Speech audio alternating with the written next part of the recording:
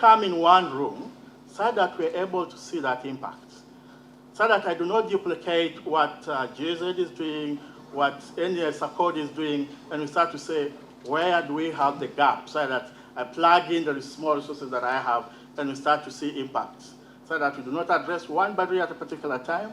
But so that's why we launched the Energy Efficiency Accelerator Network, and it's actually now an opportunity for us to plug in the missing regulations and standards which are domesticated for e-cooking technologies in Uganda.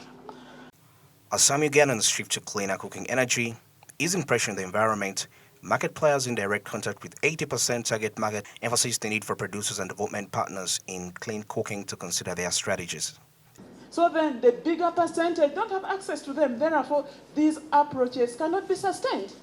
And then we are going to be talking about them, and yet the real answer, we are not touching it. So let's engage the final consumer and the rural communities on this. Actually, they should be the first people in the spotlight.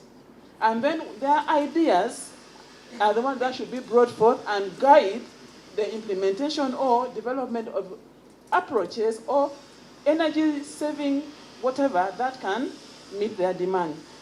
E-cooking supply chain.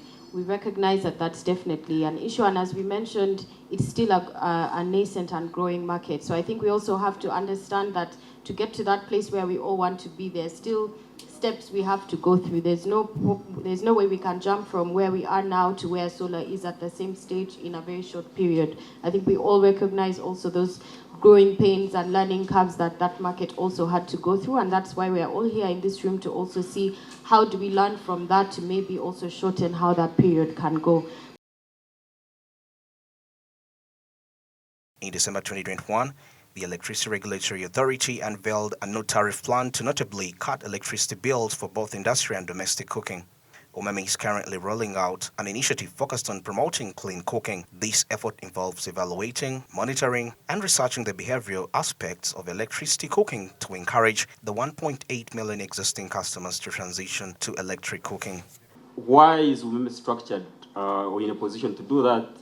We support about 1.8 million customers who definitely use electricity. So if we are talking about cooking with electricity, those would be customers for the grid. And you definitely then have their contacts and details. Yet, as per Modern Energy Services research lead for Uganda, the local market is successfully embracing electric appliances for cleaner cooking.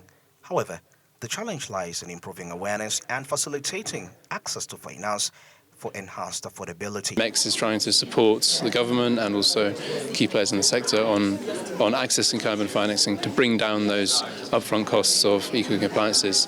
So I think now is a really exciting time, and the enabling environment is strong.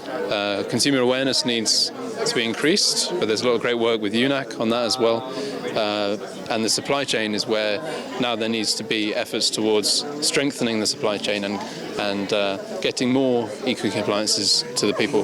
The event, organized by MEX and UNAC, and the exhibitor of the Year award on the conference's final day.